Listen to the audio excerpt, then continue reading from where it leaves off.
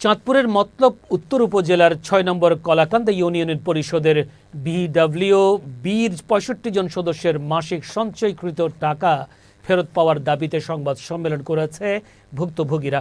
মঙ্গলবার দুপুরে কলাকান্দা ইউনিয়ন পরিষদ ভবনের সামনে বিডব্লিউবির সুবিধাভোগী ৬৫ জনের পক্ষে সংবাদ সম্মেলনে লিখিত বক্তব্য পাঠ করেন বিডব্লিউবির সুবিধাভোগী সদস্য রুমা বেগম।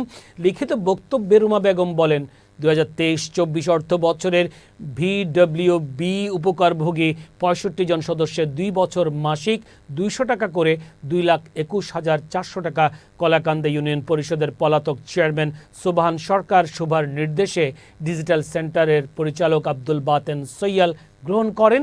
মেয়াদ শেষের পরও সঞ্চয়কৃত টাকা তিনি ফেরত দিচ্ছেন না।